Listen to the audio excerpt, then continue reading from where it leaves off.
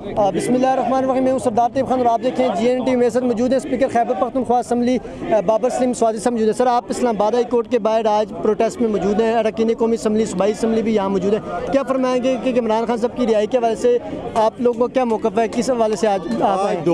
दो उसमें आए हुए हम, एक हम जनाब खान साहब की रिहाई के लिए आए हुए, दूसरा हम अदलिया की रिहाई के लिए आए हुए।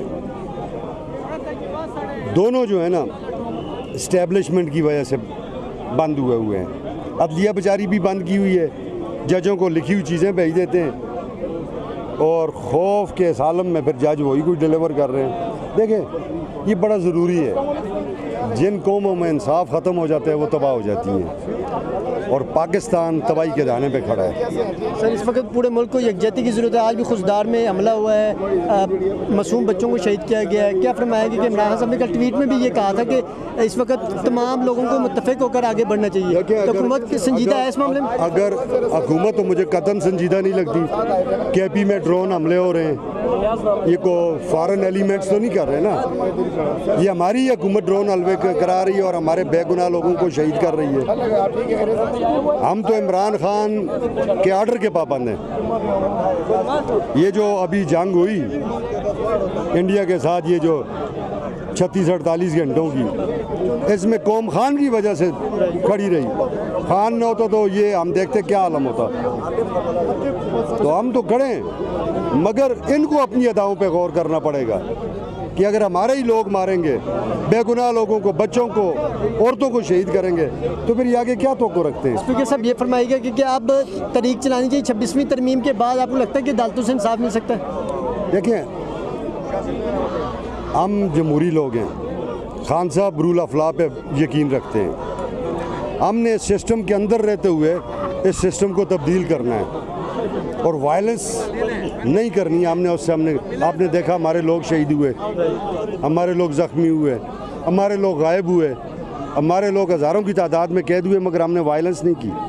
आज भी आप देख लें, आए हुए हैं, न कोई पत्ता टूट रहा है, न कोई फूल टूट रहा है, पूरा मन। लास्ट में ये बताएं कि बाबर सलीम स्वाति की क्या तजवीज़ है, PTI को, अपनी पार्टी को क्या तजवीज़ है? थोड़े मेरी पार्टी की क़यादत बड़ी ज़बरदस्त है, वो इंशाअल्लाह ताला जो हमें हुक्म देगी हम उस पर लब्बैक करेंगे। थैंक यू सर, बहुत शुक्रिया। इस वक्त हम इस्लामाबाद हाई कोर्ट के बाहर मौजूद हैं। फैसल अमीन गंडापुर साहब मौजूद हैं। फैसल साहब बताइएगा, बड़ी तादाद का अरकान कौमी असम्बली की यहाँ पहुँची हुई है, इमरान साहब की रिहाई के वजह से क्या फरमाएंगे? देखें जी, एक आईनी कानूनी हक इमरान खान के लिए हम मांग रहे हैं।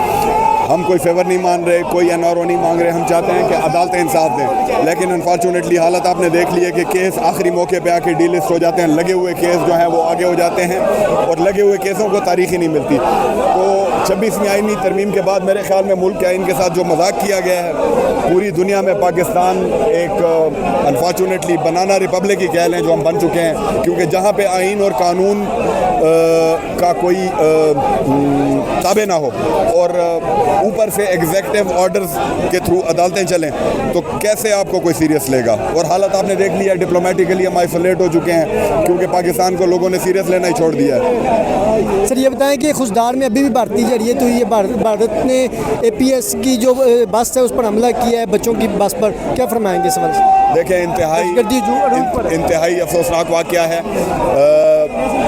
बच्चे सिविलियंस उनके ऊपर अटैक करना ये एक इंतहाई घटिया हरकत है और इसकी हम भरपूर मजम्मत करते हैं और फैसला साजों से हमारी रिक्वेस्ट है कि अपनी प्रायोरिटी ठीक करें। प्रायोरिटी वहाँ करें जहाँ पे आपने कंसंट्रेट करना है। PTI दे पीछे लगे हुए हो, उत्थे टेररिस्ट के नाल कोई थोड़ा जिहा मतलब है हाथ पंजा कर लो। सर ये बताएं कि 3 माह बाद इमरान खान साहब के आज तो शखान 2 केस की अडयाला जेल के अंदर समाअत जारी है, तो क्या फरमाएंगे कि 3 माह बाद तखीर से क्यों जारी है? पहले क्यों नहीं हुआ इस केस पे समाअत वगैरह? डिले क्यों किया गया हुकूमत की जानब? देखें केसेस इमरान खान के ऊपर जितने भी हैं वो सारे इतने भोंडे हैं, क्योंकि उन्होंने अदालतों में या इंसाफ अगर हो प्रॉपरली, उन्होंने 2 पेशियाँ नहीं चलना।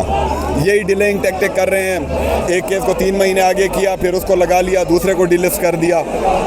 ताकि मैक्सिमम टाइम खान को अंदर रख सकें। लेकिन कब तक रखेंगे?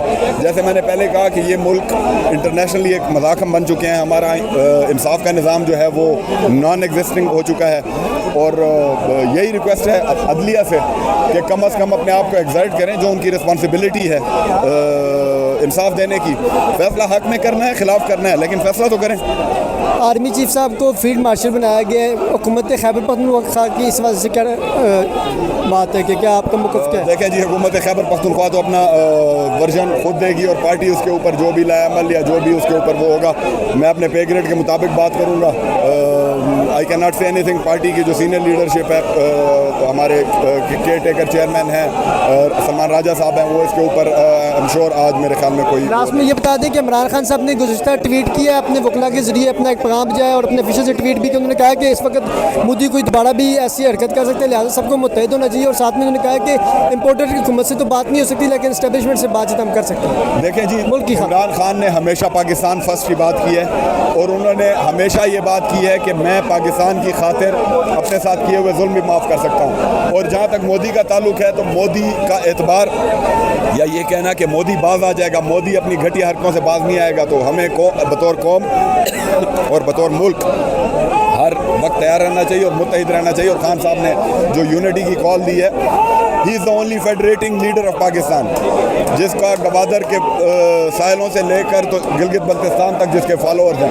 तो ऐसे लीडर का इस क्रिटिकल मोमेंट पे अंदर होना भी एक बहुत ही शर्मनाक बात है मेरे ख्याल में। बहुत शुक्रिया sir, thank you so much.